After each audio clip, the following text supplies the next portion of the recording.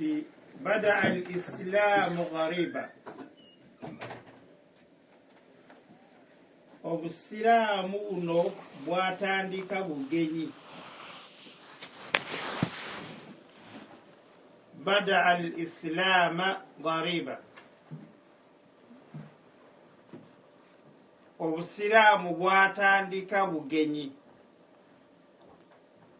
Eno ruwaya egamba nti inna al-islaama bada al-ghariba,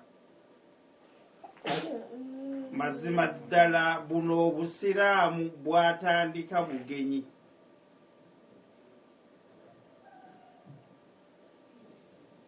Era n'agamba alayhi salatu wassalamu nti wasayaudu ghariba,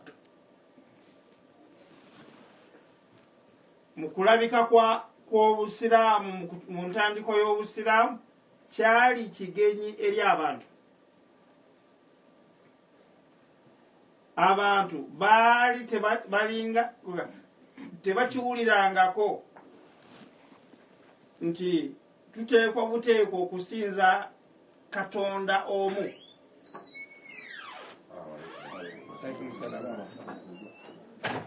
Kati inna al-islaama bada ghariba, mazima buno obusiraamu bwatandika nga bugenyi. Wasayaudu ghariba, bujja kuddayo bubeere bugenyi. Kino ekiseera kye tulimu obusiraamu bugenyi. Lwaki bugenyi? Kubanga abantu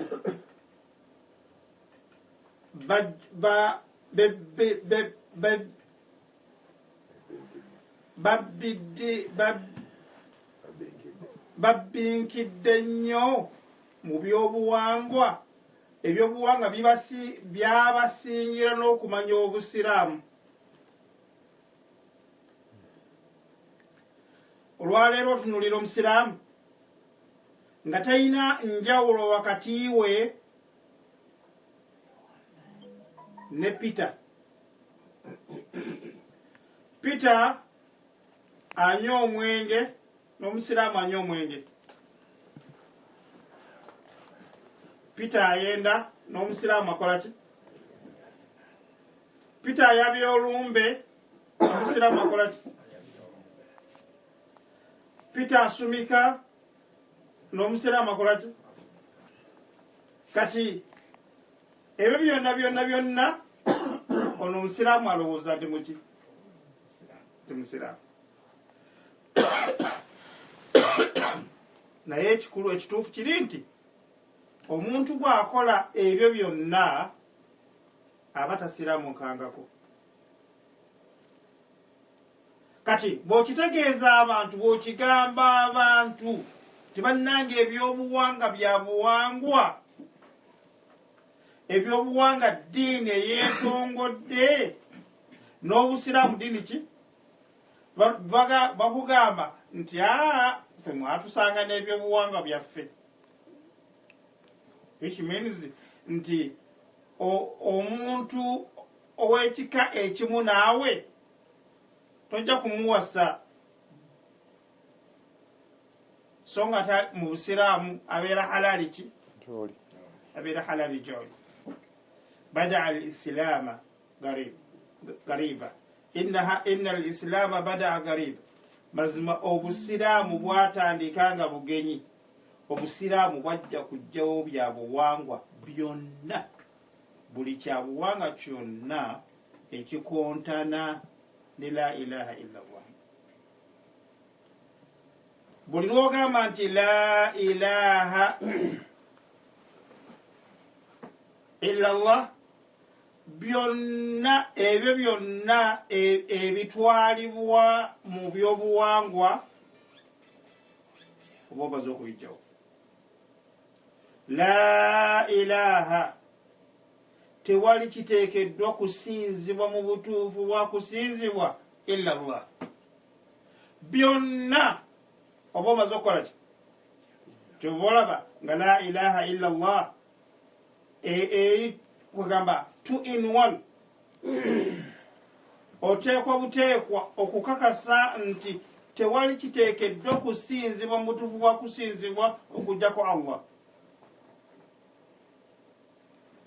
bw'omala n'ogamba nti Muhammadun Rasulullah, Muhammadi muki maka wa Allah subhanahu wa ta'ala.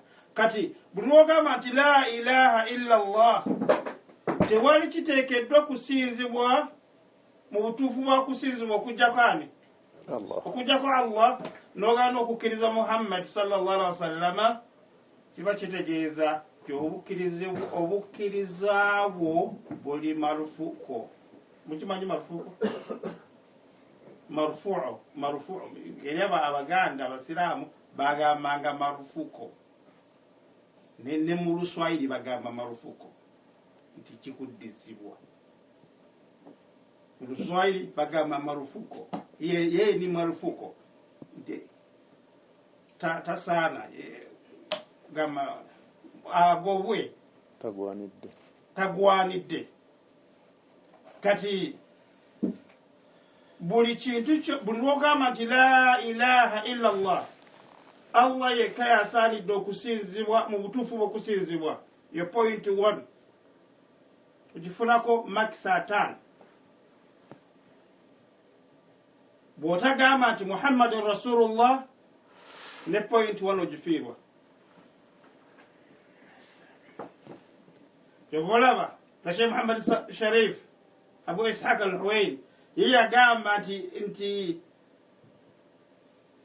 tawhid emiteeko gya tawhid agamba giri 5 se 3 naye mweje 3 manya mweje 5 tawhid ittiba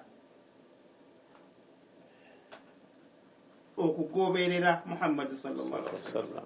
buli lw'okola la ilaha illa Allah bw'otazzaako Muhammadun Rasulullah la ilaha illa Allah egenda kufa.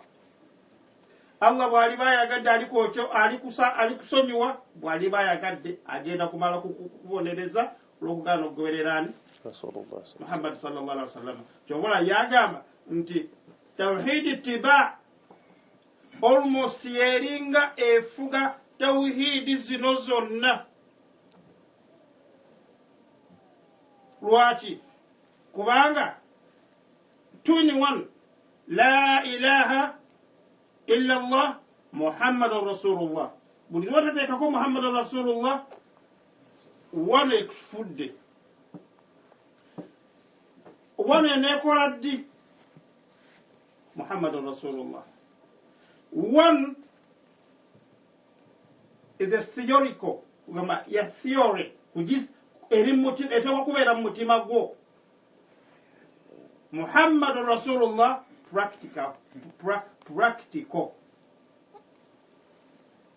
Kugamba buli lw'otakolera ku Muhammad sallallahu alaihi wasallam kyeyajja nakyo wewe ni marufuko.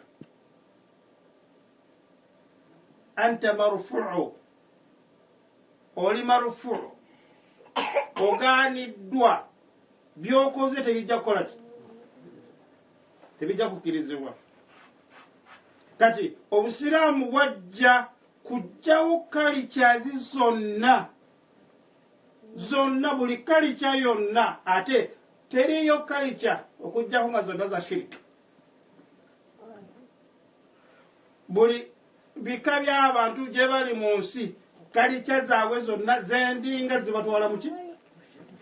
Kati Obusiraamu bwajja kujjawo kalicazi. Busigazaawo illa Allah okujjako kalica yokka eyeetaagibwa mu maaso ga Allah subhanahu wa ta'ala, era Allah subhanahu wa ta'ala jakkiriza Busiraamu. Obusiraamu bwe bwatongozebwa mu maaso ga Allah subhanahu wa ta'ala, Allah kyagamba nti inna ad-diina 'inda Allahi al-Islam. Ad-diinu kitegeeza your way of life. Okuva lw'osuukuka what? mpaka lwonoddayo okuyingira mu kikunta kyo. Kati obulamu bw'otambuliraawo bwonna bw'otambuliraawo mu ssaako eyo okuva lwazuukuse mpaka lwonookola ki lwonooyingira obuliri gye bayita eddiini ekikijwati enkola gy'okoleramu gy'olina okukolamu awo okuva lwazuukuse n'ozuukuka bwoti mpaka lwonooyingira obuliri eyo kye bayita eddiini. inna addiina inda allahi al islam. Kati nabi sallallahu alaihi wasallam inna al islaama mazima obusiraamu buno bwe yajja nabwo Muhammad sallallahu alaihi wasallam badaa gharib bwatandika bugenyi wasayaudu ghariba era bujja kuddayo nga bwe bwatandika nga mu maaso g'abantu buki okugamba mukwano gwange nti muwala wa Hajabdi alaali gy'oli Abdu Kasule ayinza okulya n'emmunyenye ezimukola ki ezimutambula mu mutwe. Lwaki? Kubanga twakulira mu kalica ndala. Kati tulina kutereera mu kalica ya busiraamu bwe tuba twagala obusiraamu. Kitegerekeka. inna al islaama badaa ghariba mazima buno obusiraamu bwatandika nga bugenyi wasayaudu ghariba bujja kuddayo bubeere bugenyi kama bada nga bwe bwatandika. Nabbi sallallahu alaihi wasallam n'atugamba nti fatuuba lilghuraba beesiimye nnyo abo abagenda okubeera bawangudde abo abagenda okubeera abagenyi.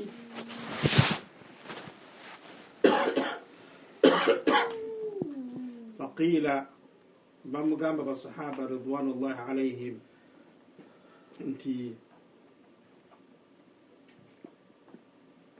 man hum ya rasulallah abo abeesiimye abawangudde be baliwaabwe man hum ndowooza buli omu yalibadde singa wabeerawo empaka wano nga za misinde ne bagaa nti omuntu anaasooka ku kisaawe kya Tottenham ng'avudde wano mu Sebe Center awangudde yajja okuba awangudde naye mu bino byagenda okufuna wammanga agenda kufuna £1,000,000 agenda kufuna ennyumba engazi eko ne swimming pool agenda kufuna.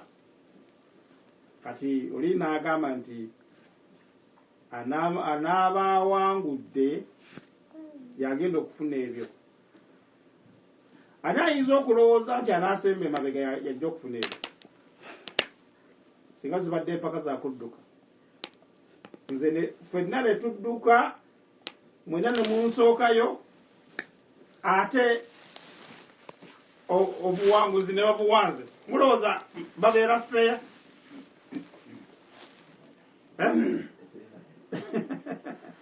Tekisobola okubeera feya. Era buli omu agamba nti seeka batubbye. Nze Abduwaidi yasembyeyo ate gwe bawadde obuki. Kati baswahaba tebaalekanga kintu kye batategedde naddala nga bikwata ku jjana. Oli bagambanga oba tukangira nkireka.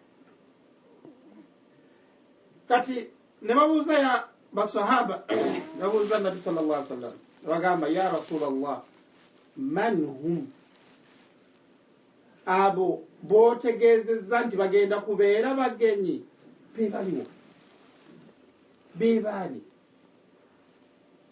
kati natandika okubamenya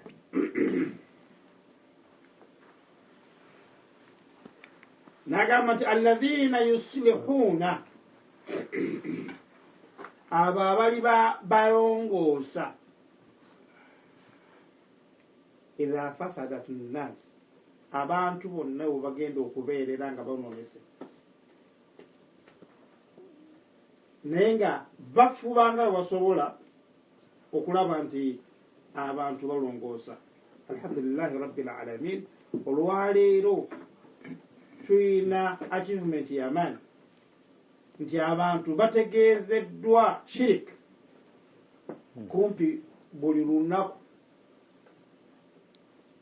Aba aqida, aba tije, ebigundi zonna zisomesa tawhidi butya abantu banategeera Allah subhanahu wa ta'ala. Kati bano abafubanga basobola abafuba okulaba nga abantu badda eri Allah subhanahu wa ta'ala. Nabi sallallahu alaihi wasallam alekera bakatuba esini abo bakoze eki mu eya Amr ibn As ya nganyonyola tuba nganyonyola kuraba yagamba annasu as-salihuna abantu abalibeera abalongoofu fi unasi mu bantu gurupu y'abantu batono gurupu y'abantu batono nga bw'obageraageranya kubali mu bwononefu bano babeeranga gundi goyiye ku mazzi ensaano gyoyiye ku mazzi.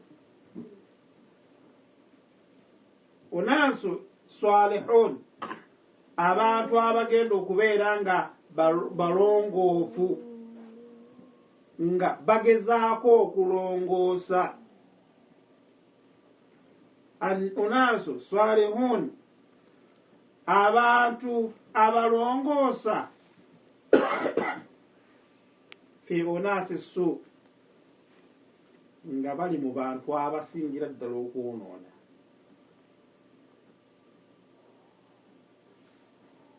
Fi unasi su'in kathir. Nagamba nti man ya'sihim bano abaje abakowoola abantu okudda eri Allah subhanahu wa ta'ala, abakowoola abantu okudda eri okwawula Allah subhanahu wa ta'ala, abakowoola abantu eri okukola nga Allah subhanahu wa ta'ala bw'ayagala, abakowoola abantu eri okulamuza amateeka ga Allah subhanahu wa ta'ala. Unaasu salihun be bantu abalongoofu fi unaasin su'in kathir ng'ate bali mu bantu abakola ki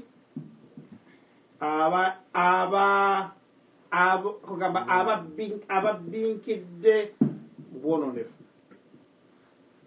N'agamba nti man ya'sihim bano abanaaba kugamba bano banaakolanga omulimu gw'okubakoowoola eri okudda eri obulungi, okudda eri tawhidi, okudda eri okwawula Allah subhanahu wa ta'ala, okudda eri emirimu gyonna emirungi. Man yasihim abo banaabajeemera abataagala nakuwulira ebyo ebyogerwa kathirun bagenda kubeera bangi nnyo okusinga man yuti'uhum.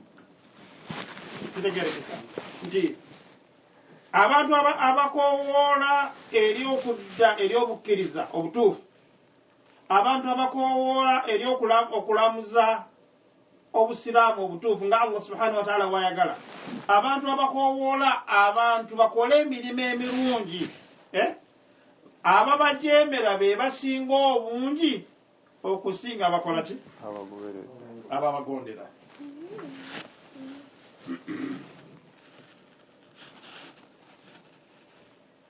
N'olwekyo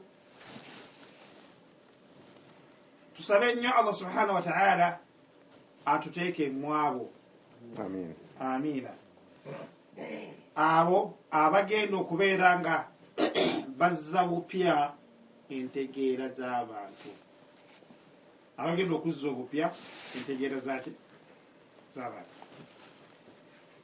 Jo ku Friday eri nasanyuka mu mutima gwange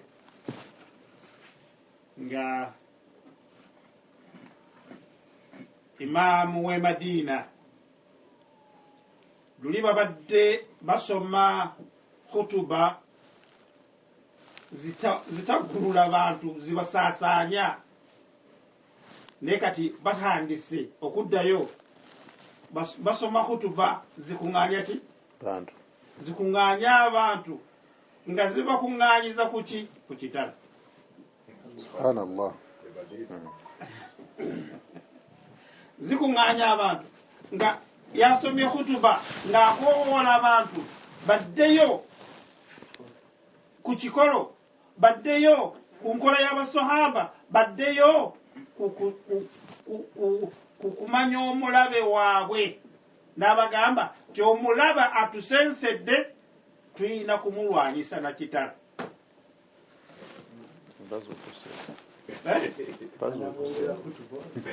Naga nti tuyina kumulwanyi, n'agamba nti omulaba atusensedde tuyina kumulwanyisa na kitala.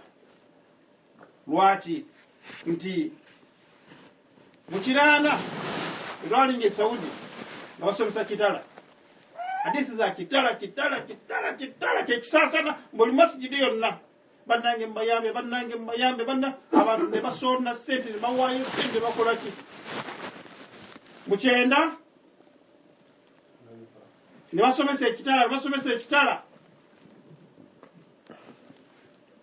ensi netandika okukwata omuliro lwa kitala.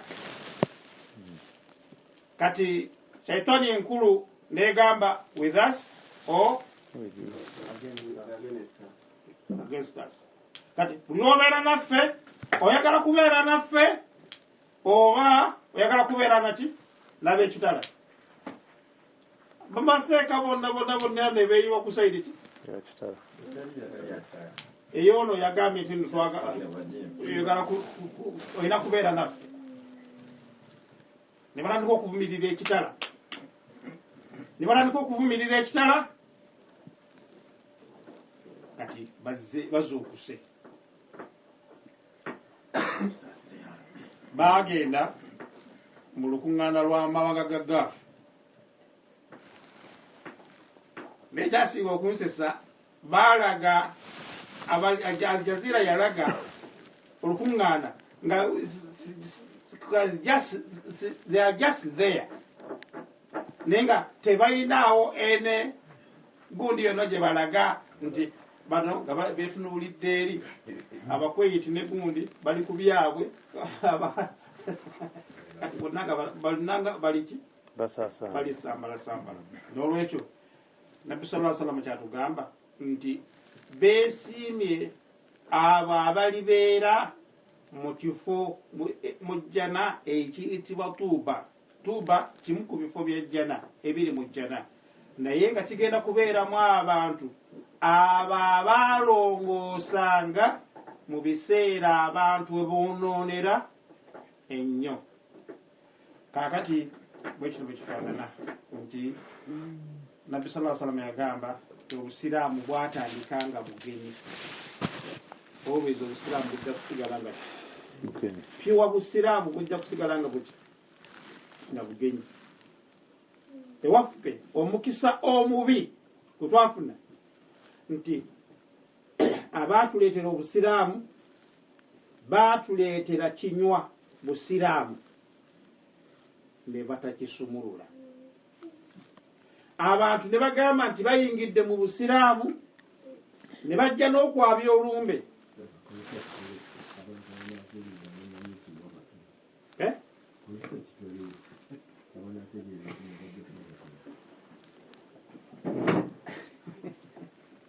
abantu ne bayingira Obusiraamu naye ne bajja ne kafaakunaaye waabwe yenna ne bajja ne kakica waabwe yenna ne bayingira naye mu buki Obusiraamu. Bamaseeka bavuddeyo babagambyeko tebaagala kumanya. Kitegeera abantu bangi abafudde nga bafudde bagamba nti Basiraamu naye nga byonna olipita byakola naye abikola. Balina amasabo kabaka bamutwala nti wawaggulu bamuwa n'ebiti bamuwa oli afazaali attibwe ku lwa kabaka okusinga lwattibwa ku lwa Allah subhanahu wa ta'ala. Singa bataddewo gundi bbiri ku muganda nti ku saidi bbiri nga bataddewo kabaka muwenda mutebi ne bateekawo ne Allah azza wa jalla bana banaafiirira kabaka ojja kusanga abaganda bonna nga beeyiye ku saidi yaki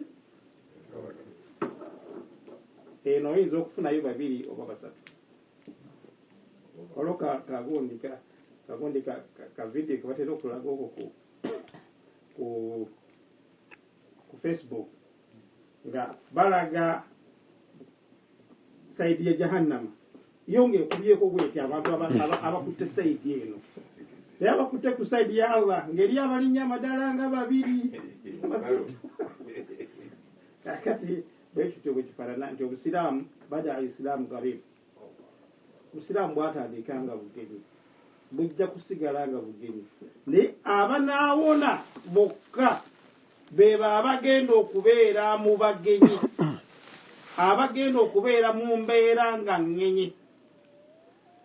Abanaawona bokka be bantu abagenda okubeera mu mbeera nga ŋŋenyi. Omusiraamu omutuufu buli kyakola ate bwakola laba ono ate bwakoze okitegeera bonoonye eddiini tebonoonye eddiini Nabbi sallallahu alayhi wa sallam kyatugamba nti abo beebo abagenda okubeera nga balongoosa mu kiseera abantu we bagenda okubeera nga boononefu bangi. Eyo ya hadithi yaffe eya leero. Kati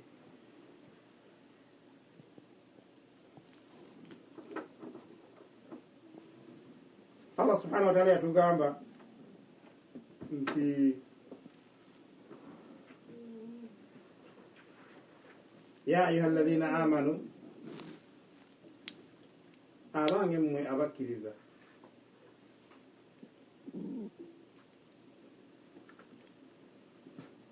tasbiru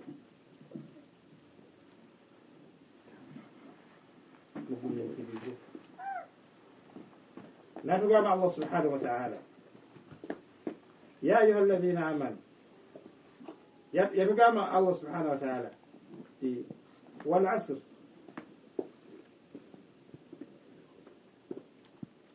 Allah yalayira okuva ku ddakiika yalayira kiseera kulayira kiseera nga bulaba nti yalayira wadduha wallayli nawono yalayira kiseera okuva ku sekendi mpaka ku ddakiika mpaka ku mwaka mpaka ku myaka ezikola century ezikola omulembe mulamba.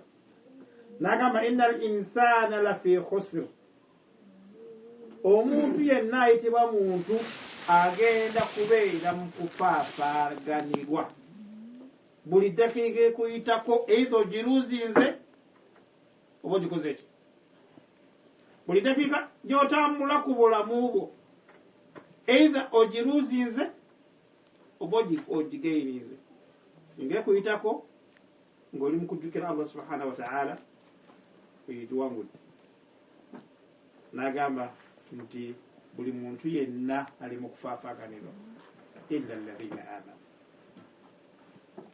okujjako abalagenda kubeera mu kufaafaganirwa bebaki bebano nabbi sallallahu alaihi wasallam atugambyeko nti abo abanaabeera nga balongoosa mu kiseera abantu abasinga obungi banaabeerera nga bakola ki bonoona nga bawonoonefu ati Allah subhanahu wa ta'ala agamba illa alladhina amanu okujjako abakkiriza okujjako abaki kati obukkiriza bukolwa ebintu bibiri obukkiriza aqida fi nafsik okukkiriza mu Allah subhanahu wa ta'ala ekyokubiri okubeera nga kyokkiriza munda mu mutima gwo tusaddiquhu aljawarihu ng'ebiyungo byo ebiyungo byo nga bikakasa ekiri mu ki toyinza gamba nti oli mukkiriza nga tosaala bw'ogamba nti oli mukkiriza nga tosaala obukkiriza bwo bwoba bukendeevu lwaki kyokkiriza mu mutima gwo kikulagira kusaala okiwulira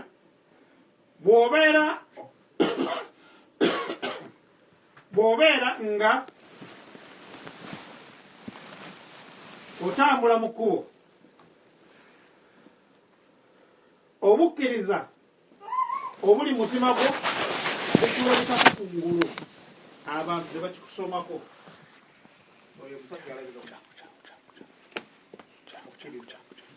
kati okubeera omukkiriza oyo abantu gwe balaba mu kkubo ne bakola ki ne bakakasa nti omusajja oyo ateekwa kubeera mukkiriza okusinziira ku kye balaba ku ngulu nemunda ekiriyo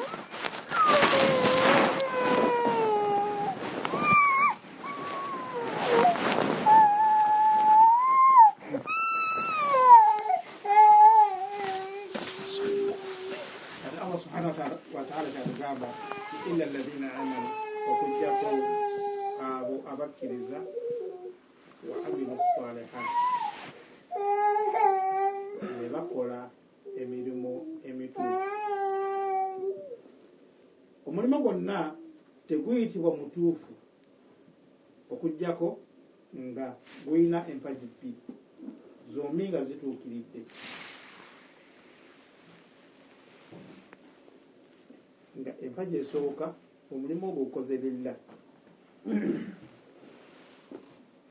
ati Allah subhanahu wa ta'ala atugamba nti abatali mu kufaafaganirwa be bali nabbi sallallahu alaihi wasallam yagambye nti abo abeesimbye be balongoosa mu kiseera abantu bwe bagenda okubeera nga bangi mu bo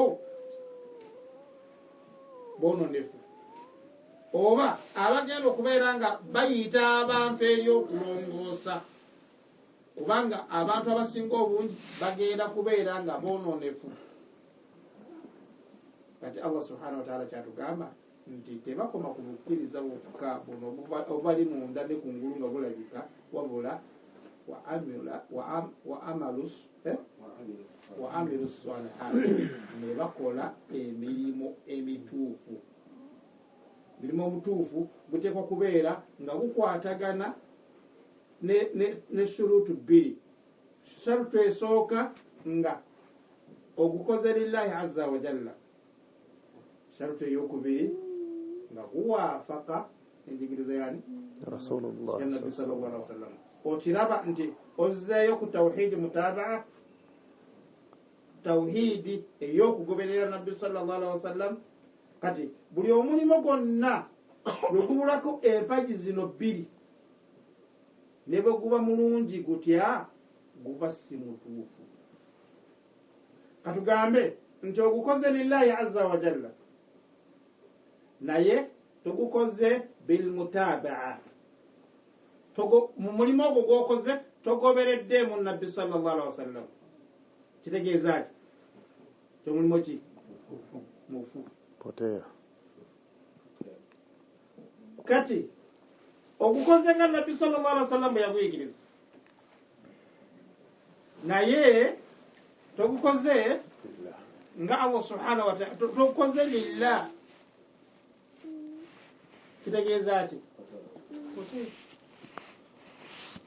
marufuku mkitegeera kakati wa amilu salihati neba aba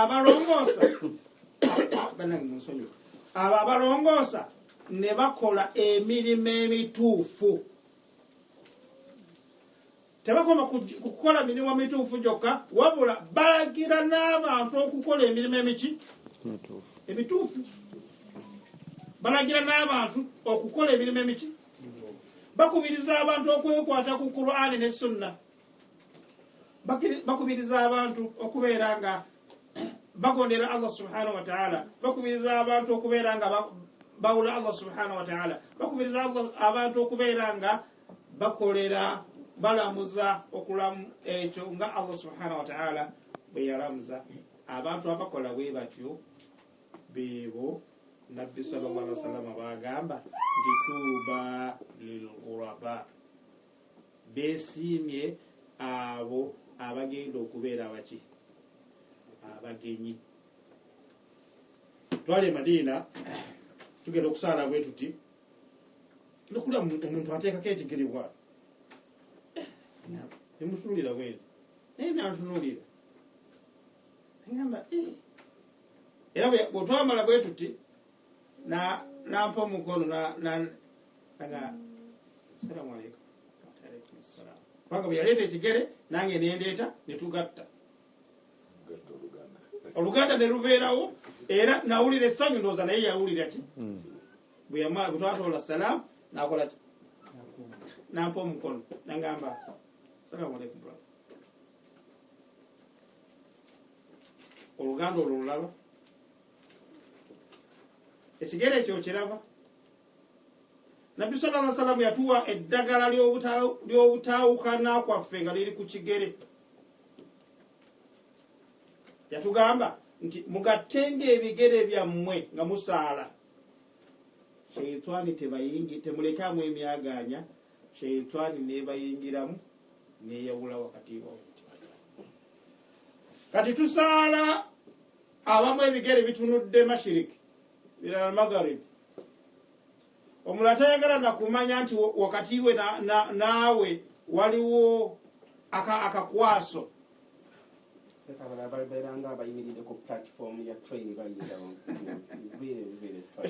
otegeera nabbi sallallahu alaihi wasallama yatugamba nti tutereeze layini tutereeze ebigere byaffe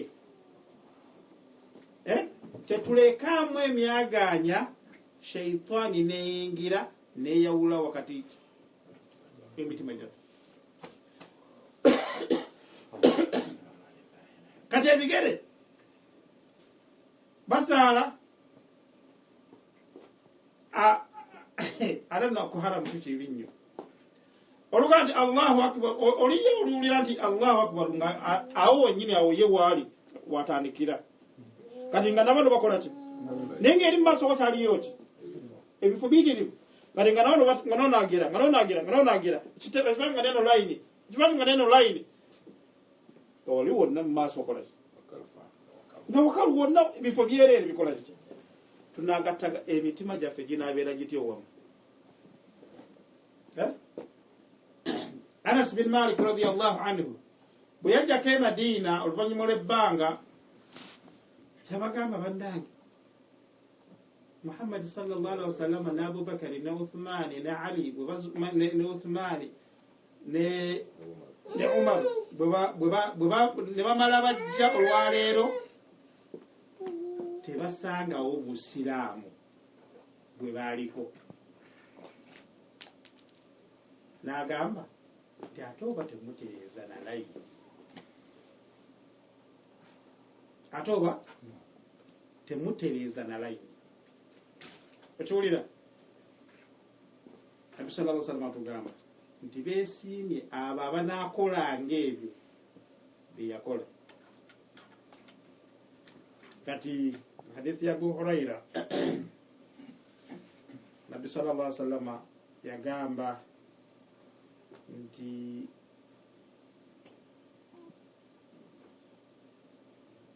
ndabye nnyo obutalaba ku baganda bange. Ne bamugamba ffe tetuli baganda bwe ya Rasulallah. N'abagamba nti aa mwe muli bannange. Baganda bange be bagenda okujja oluvannyuma lwammwe. Yakrauna suffa, bagenda kusoma bisome mu mpapula bateeke mu ki bateeke mu nkola. N'olwekyo oba oyagala okubeera mu abo Nabbi sallallahu alaihi wasallam yagamba nti tuuba lilghuraba, weesibe nnyo ku Qur'an ne sunna za Nabbi sallallahu alaihi wasallam. Weesibe nnyo ku Qur'an ne sunna za Nabbi sallallahu alaihi wasallam. Bwe tunaakola bwe tutyo tugenda kubeera ddala nga tuli nga bo. Hadithi emu yaya annyonnyola ku baguraba, yagamba nti abo abakola nga nze bwenkola mithlu ma ana alaihi wa ashabi. Annyonnyola baguraba, bamubuuza be baliwo baguraba, n'agamba nti beebo abalidde mu mulembe nga bakola nga bwenkola mithlu ma ana alaihi wa ashabi, nga bakola nga nze bwenkola olwaleero wa ashabi, ne bannange basahaba bange. Onogezaako okubeera nga okola bwotyo, ojja kubeera nga obeera mu bantu ab'okwesiima.